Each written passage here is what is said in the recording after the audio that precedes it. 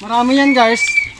Tignan natin marami, pero pag na-mix po yan, ay tama lang po yan. Mamaya konti guys, ipapaliwanag ko po sa inyo. Lalo na sa mga nagtatanong po sa akin kung paano ang paggamit nito, no? Gaano karami.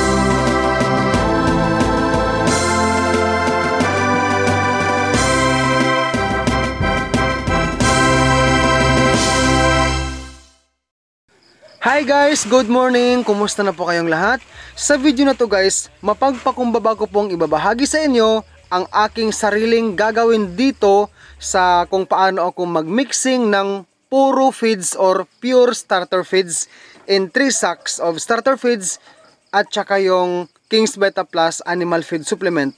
Disclaimer lang po guys, ang video na to ay akin lang pong sariling discovery. So mamaya-maya konti guys, ako po ay magbibigay po ng munting paliwanag sa inyo, lalo na po sa mga nagtatanong po sa akin kung paano po gamitin ang King's Beta Plus Animal Feed Supplement. Mabigat to guys! Kung nais po ninyo guys malaman ang ratio na aking gagawin dito sa mixing na ito, pakisamahan nyo po ako upang atin pong malaman.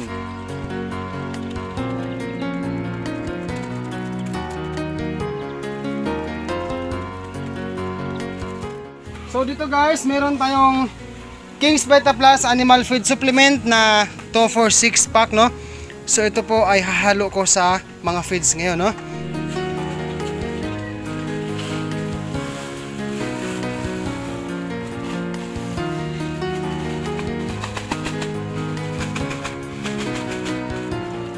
So siya nga pala guys, sa mga nagtatanong po sa akin kung ano po ang gamit kong feeds, Figure Lock starter po na Vital ang gamit ko ngayon na feeds.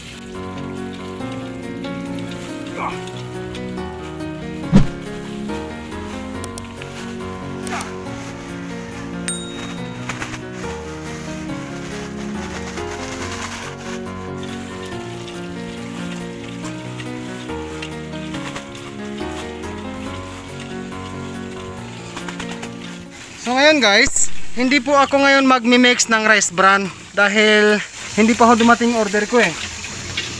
But as of now guys, itong feeds na pure, na starter feeds po, ay hahaluan ko lang siya ng King's Beta Plus Animal Feed Supplement. So dito guys, meron tayo.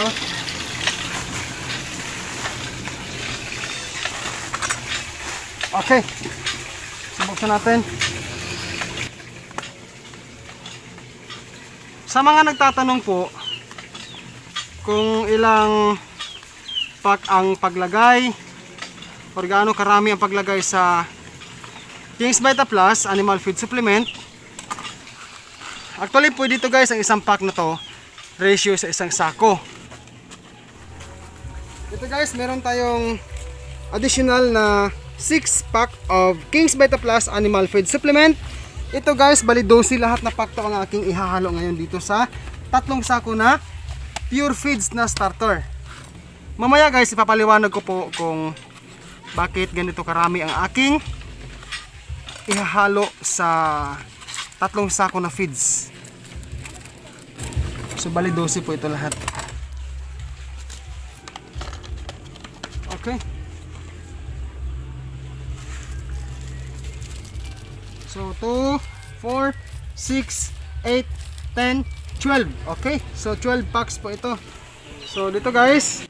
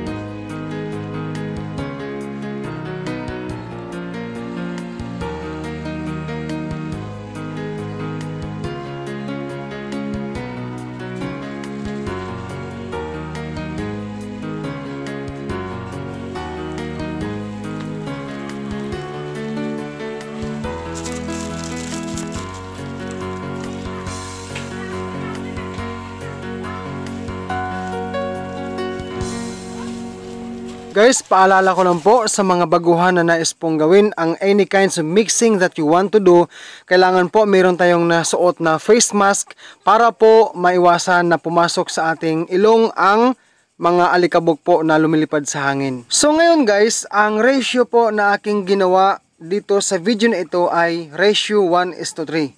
Ibig pong sabihin, 1 tablespoon or isang kutsara of King's Vita Plus Animal Feed Supplement ay katumbas po ng bawat 3 kilos of starter feeds. Okay?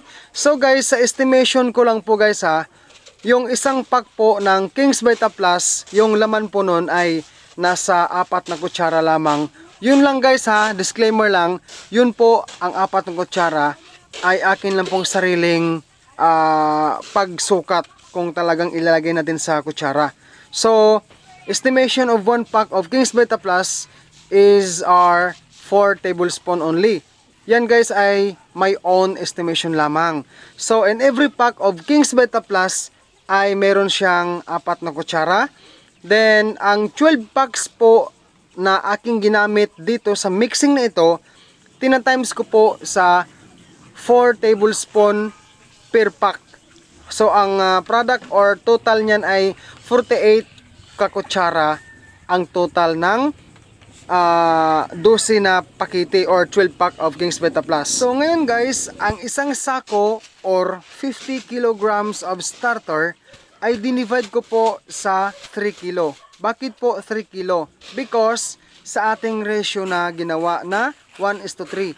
1 tablespoon equals or katumbas ng 3 kilo of feeds or every 3 kilo of feeds. So 1 sack or 50 kilograms of feeds divided by 3 is equal to 16 point something. Meaning po, 16 tablespoon po ang bawat isang sako na feeds. Ulitin ko lang guys, 50 divided by 3 kilo is equal to 16.66 tablespoon per 1 sack.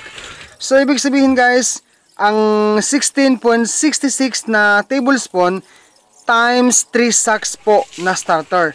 So, ang labas po niyan ay 48 tablespoon po yung 3 sako na ginawa kong mixing ngayon. So, in summary po guys, 12 packs of King's Vita Plus Animal Feed Supplement times 4 tablespoon per pack is equal to 48 tablespoon po lahat. Ganon din po sa 3 sacks times 16.66 tablespoon per sacks is equal to 48 tablespoon overall. Guys, nais ko lang pong sabihin na kung gusto nyo pong mag-mixing, kung nais nyo pong 1:1 ng ratio, I mean yung 1 sack is to 1 pack lang ng King's Vita Plus, pwede rin naman. Kung gusto mo 1:2, pwede.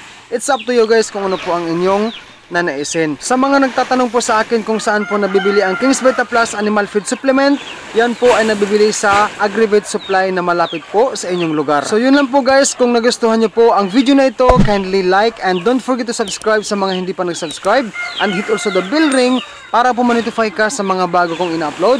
Thank you so much guys for 10,000 subscribers. Mabuhay po kayong lahat and God bless us all.